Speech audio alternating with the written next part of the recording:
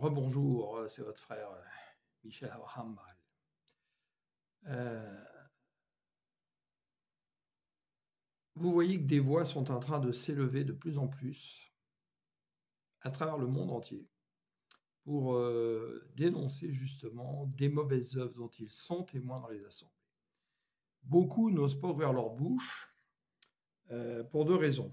Un, parce qu'on a manipulé la parole en la tordant, en la sortant de son contexte. Ça, c'est la pire des armes que beaucoup utilisent.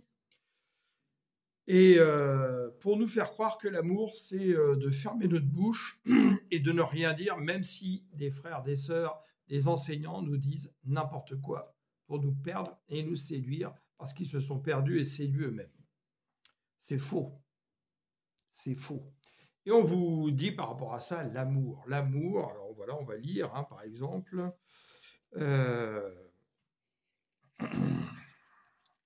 dans Éphésiens. Que votre vie soit dirigée par l'amour, de même que Christ nous a aimés à livrer lui-même sa vie à Dieu pour nous comme une offrande et un sacrifice dont le parfum plaît à Dieu. Alors là, lisons un petit peu quand même avec la puissance de l'esprit. Ça veut dire quoi? Ça veut dire que Christ, parce qu'il manifeste l'amour de Dieu qui veut que personne ne s'égare et que tout le monde soit sauvé, a donné sa propre vie. Comme il dit, il n'y a pas de plus grand amour que de donner sa vie pour les autres. Par amour de nous pour qu'on soit sauvés, rachetés. C'est ça l'amour de Dieu. Le vrai amour de Dieu, c'est ça. Ne le confondez pas avec l'amour humain, séducteur, trompeur, hypocrite. Un peu plus loin, quant à l'immoralité et aux pratiques dégradantes sous toutes leurs formes, et à la soif de posséder, ce que nous voyons essentiellement aujourd'hui dans la bouche de certains pasteurs, et ils sont nombreux et de plus en plus ils commencent à faire légion. Qu'il n'en soit pas même question entre vous, ce ne sont pas des sujets de conversation qui conviennent aux membres du peuple saint, donc l'Église corps de Christ. Pas plus que les propos grossiers ou stupides ou les plaisanteries équivoques, c'est-à-dire des plaisanteries douteuses. C'est inconvenant. Exprimez plutôt votre reconnaissance envers Dieu, car sachez-le bien, aucun homme qui se livre à l'immoralité, à des pratiques dégradantes ou la soif de posséder, qui est une idolâtrie, n'a d'héritage dans le royaume de Christ et de Dieu. Et donc en prenant ça, on vient tordre un petit peu la parole en vous disant « Ah non, mais si tu dis quelque chose contre ton frère, oulala, ça c'est pas l'amour, hein ?» Ben si, justement, l'amour de Dieu nous appelle, et ça c'est un gros problème parce que dans la Bible Louis II la plus lue, c'est marqué ne jugez pas pour ne point être jugé, ce qui est une mauvaise traduction. Si vous allez voir dans les autres Bibles, qui est la vraie traduction et au sens hébraïque, c'est ne condamnez pas pour ne point être condamné. Donc nous ne condamnons pas. Juger, c'est avoir le discernement. Et l'amour de Dieu te commande d'avoir le discernement pour voir si celui que tu écoutes est de Dieu et s'il n'essaie pas de te tromper, t'égarer ou quoi que ce soit, ou te ramener à des choses qui ne sont pas de la foi. Et par conséquent, de dire non, merci, moi ça ne m'intéresse pas. Ou si ton frère se laisse séduire par ça, d'aller lui dire attention frère, tu sais, là où tu vas, c'est pas terrible, quoi. Fais attention. Et vous appuyez par rapport aux propos de la parole, parce que la parole est une puissance. Si vous reprenez votre frère, alléluia, vous avez gagné une âme. S'il ne veut pas vous entendre, vous avez fait votre part. Mais vous avez fait votre part. Vous n'êtes pas quelqu'un qui se tait et qui permet que les autres s'égarent. Je fais une petite aparté. Dans le cahier de l'amour que vous trouvez sur cette chaîne et que vous pouvez trouver sur Internet en PDF, que je vous conseille, qu'est-ce qu'est le cahier de l'amour? C'est le Christ qui est venu visiter 5 jours un frère qui s'appelait Luigi Gaspari, catholique, proche du Padre Pio. Ce livre est à méditer au moins 2 fois par an. Christ vient nous faire porter des choses que nous ne pouvions pas encore porter, mais qui s'appuient sur sa parole, sur l'esprit de la parole. C'est une pépite, c'est un trésor. Et vous savez quoi? Beaucoup ne veulent pas le lire. Des catholiques ne veulent pas le lire parce qu'on s'enferme dans la Bible. Des protestants ne veulent pas le lire parce qu'on s'enferme dans la Bible. Alors que, qu'est-ce que dit le Seigneur? J'ai encore beaucoup de choses à vous dire. mais vous ne pouvez pas encore les porter. Donc le Saint-Esprit a encore beaucoup de choses à nous dire. Toutes les choses cachées seront dévoilées. Et dans le cahier de l'amour, que nous dit le Seigneur? Et croyez-moi, si vous connaissez la voix de Jésus, si la voix de Jésus, le vrai Jésus vous a déjà parlé, vous reconnaîtrez la voix de Jésus en lisant ce livre. Beaucoup d'hommes sont bons, mais ne produisent rien de bon. Pourquoi? Parce qu'ils sont témoins du mensonge et ils le laissent proliférer par amour de leur tranquillité. Leur silence est porteur de désordre. Ils ne recevront jamais mon soutien. Waouh! Je vous laisse méditer à cela. Et on va lire donc autre chose, où vous voyez justement comment on vient tordre la parole. Tout le monde voit bien ce qui procède de l'homme livré à lui-même. L'immoralité, les pratiques dégradantes et la débauche, l'adoration des idoles. Donc je vous rappelle que quand vous idolez une assemblée ou un pasteur, vous adorez une idole. Et la magie. Et les haines, les querelles, la jalousie. Donc là, on va vous dire, ah non, mais t'es jaloux, machin, etc. Non, on sera de tout ordre, faut lire tout le contexte. Et les accès de colère, mais il y a les saines colères et les mauvaises colères, mais que la colère ne se couche pas avant que tu dormes avec toi. Les rivalités, les dissensions, les divisions. Donc ça, on utilise ça et on prend juste ça pour vous dire, non, tu dis rien dans l'église. Hein. Ok, t'as vu ça, mais non, laisse faire, dis rien. L'envie, l'ivrognerie, les orgies et autre chose de ce genre. Je ne puis que répéter ce que j'ai déclaré à ce sujet. Ceux qui commettent de telles actions n'auront aucune part à l'héritage du royaume de Dieu. Alors là, pareil, on vient appuyer là-dessus. Ah là là, non, tu n'auras pas héritage du royaume de Dieu, parce que tu te rends compte, tu as ouvert ta bouche pour dire des choses. Mais attention ce qui est dit derrière. Mais le fruit de l'esprit, c'est l'amour. Et là, on parle de l'amour de Dieu dont on a parlé au début. C'est-à-dire que personne ne se perde et que tout le monde soit sauvé. Tu es le reflet de Christ, tu as cette responsabilité en toi.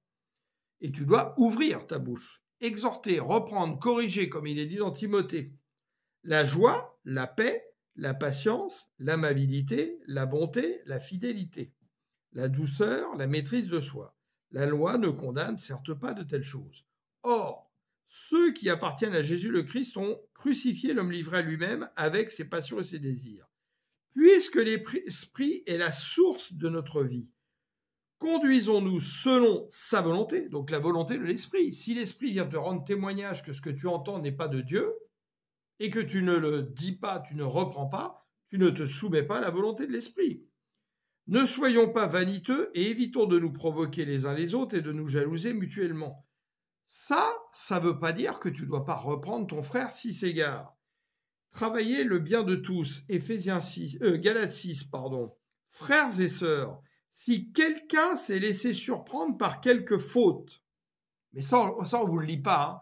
On lit juste Éphésiens 5. Je vous rappelle que la Bible n'était pas divisée en chapitres et en versets à l'époque, c'était un tout. Et le plus grand danger de ceux qui aujourd'hui séduisent et tordent la parole, c'est qu'ils sortent justement les choses du contexte et ne passent pas d'un chapitre à l'autre, ou souvent, soit le début du chapitre d'avant, la fin, ou etc., font un tout, forment un tout. Donc, frères et sœurs, si quelqu'un s'est laissé surprendre par quelque faute, vous qui vivez selon l'esprit, donc l'esprit du Seigneur qui habite en vous et qui vous rend témoignage à votre esprit, ramenez-le dans le droit chemin avec un esprit de douceur. Et toi qui interviens, fais attention de ne pas te laisser toi-même mener dans son égarement. Mener dans l'égarement, la séduction de Satan qui passe dans le monde et dans les assemblées. Il y a plein d'autres versets dont nous pourrions citer, mais on ne va pas prendre trop de temps par rapport à ça. Donc, ce que je veux vous dire, c'est que, voilà, aujourd'hui, nous sommes tous, et nous le savons, le Saint-Esprit nous a demandé de faire une émission à ce sujet, témoins de choses que nous voyons dans les assemblées qui sont totalement anormales. Des gens qui ont la soif des richesses et qui veulent nous faire épouser leur soif des richesses et de posséder. L'argent n'est pas un problème, mais qu'est-ce que tu veux faire avec l'argent et qu'est-ce que tu fais de l'argent? Est-ce que tu l'as mis sur un piédestal ou c'est juste un moyen, une semence pour toi? Donc ça, c'est une chose, justement qu'on n'aille pas un peu déformer mes propos. Parce qu'on a besoin d'argent pour le témoignage de Christ. Mais encore faut-il que ce soit le témoignage de Christ.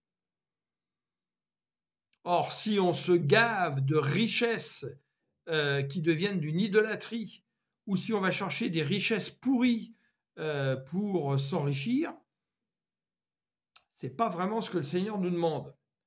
Bref, on voit des abus sexuels dans plein d'assemblées. Les gens sont témoins, ne disent rien. Nous voyons la parole tordue.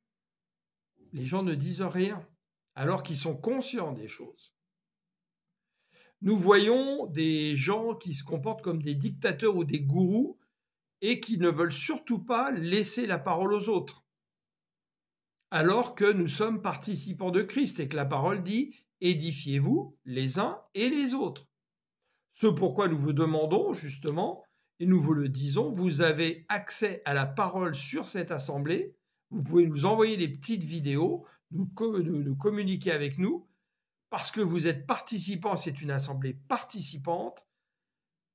La seule chose que nous vous demandons, c'est que dans ce que vous avez à dire, tout mène à l'axe que le Seigneur nous a donné dans cette assemblée, aider chaque croyant par la foi en notre Seigneur Jésus le Christ à grandir dans sa pleine stature de Christ et à rester un témoin fidèle du témoin fidèle de notre évangile qui est notre héritage.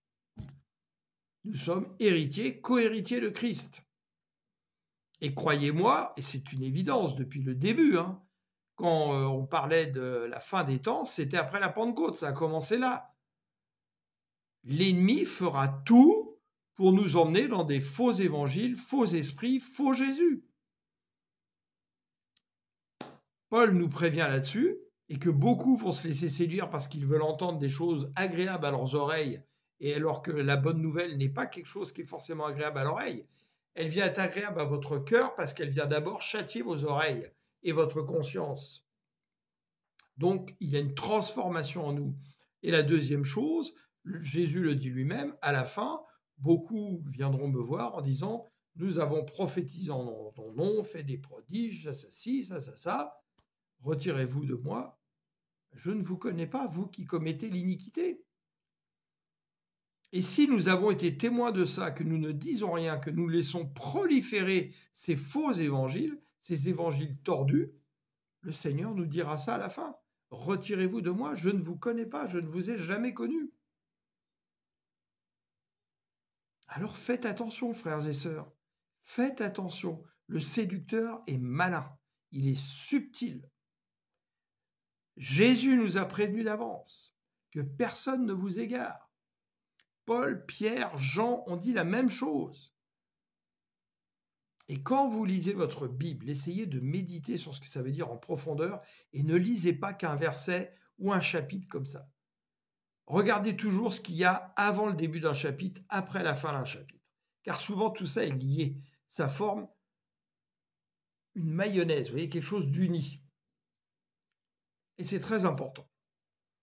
Voilà, alors je voulais vous faire ce petit rappel, avec l'amour de Dieu, parce que justement, il nous commande que personne ne s'égare, avec ce que le Saint-Esprit est en train de nous commander à travers la planète chez beaucoup de frères et sœurs, et donc vous avez nos coordonnées, vous pouvez nous contacter par WhatsApp, n'hésitez surtout pas, et commencez à ouvrir votre bouche dans votre environnement, même si on vous écarte de ces assemblées. Parce que voilà, pourquoi beaucoup n'ouvrent pas leur bouche? Il y a deux raisons. 1, parce qu'on leur empêche d'ouvrir leur bouche. 2, parce qu'ils ont peur d'ouvrir leur bouche parce qu'on leur a fait peur. Et 3, parce qu'ils ont peur de se retrouver isolés. Ben, je vais vous dire, il faut mieux à un moment donné être isolé, mais avec le Seigneur qui est en nous et le Saint-Esprit qui est en nous, parce que vous n'êtes pas seul, je ne vous laisserai pas orphelin, dit le Seigneur, et trouver à un moment donné une assemblée où vous trouverez davantage la vérité, que de rester dans une assemblée comme un club. Les assemblées ne sont pas un club. Si vous voulez un club, inscrivez-vous aux échecs, à la pétanque, aux jeux de cartes, aux fléchettes, au bowling, ce que vous voulez. Mais les assemblées ne sont pas un club. Les assemblées sont là pour qu'on s'édifie et qu'on se fortifie et que la parole ne soit pas toujours donnée aux mêmes. Oui, parce que vous recevez des choses du Saint-Esprit qui viennent apporter une pierre supplémentaire pour bâtir l'édifice. Donc nous devons prendre ces pierres justement qui viennent de l'un, de l'autre, et justement grandir dans notre devenir en Christ, et cela ne peut se faire que si nous sommes un corps. Si dans l'Église, il n'y a que la tête qui parle et qui se dit être la tête, entre guillemets, le bras ne bougera jamais et la jambe ne bougera jamais parce que c'est la tête qui commande aux membres. Mais la main, à un moment donné, elle a quelque chose à dire. S'il vous plaît, le Saint-Esprit m'a dit quelque chose ce matin d'important. Le pied a quelque chose à dire parce que le pied va vous dire lève tes pieds de là, va ailleurs. Ou lève tes pieds de là, va voir son frère là, reprends-le. Ou l'oreille va dire, etc., etc. Soyons plus matures. Désirons de la nourriture solide et non pas du petit lait et des choses qui viennent nous séduire. Voilà. C'est un message assez court, une quinzaine de minutes. Et je pense qu'il est important et que vous le partagiez pour que justement amener une réflexion chez beaucoup qui sont témoins de tout cela.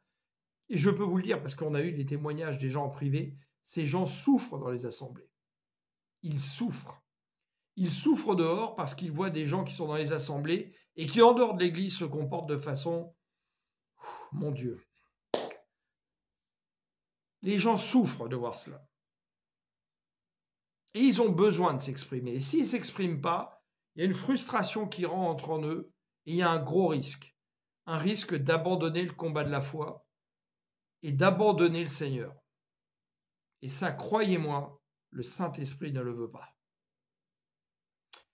Soyez vraiment richement bénis, mais en gardant l'alliance en Jésus le Christ, avec toutes les bénédictions qui y sont rattachées. Ne dites pas seulement « sois béni », non, parce qu'on est tous bénis. Depuis Adam, on est tous bénis, Dieu nous a tous bénis. Mais nous, ce qui compte, c'est la bénédiction attachée à la nouvelle alliance en Jésus le Christ et les bénédictions qui sont rattachées. C'est celle-là qui est importante. Et vous verrez par exemple, nombre d'interviews que j'ai vues de pasteurs millionnaires et dont certains égarent les gens, et on le voit à leur train de vie et aux propos tordus dans leurs paroles.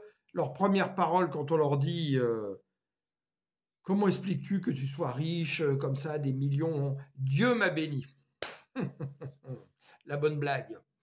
Vous savez que parmi les gens les plus riches du monde qui sont en train d'égarer le monde dans le nouvel ordre mondial, et le projet date de très longtemps, contrairement à ce qu'on peut croire, ce sont des satanistes et ils sont multimillionnaires. Est-ce que c'est Dieu qui les a bénis? Satan aussi peut vous enrichir par ses bénédictions à lui, si vous voyez ce que je veux dire. Choisissez de qui vous voulez être béni. Je vous aime.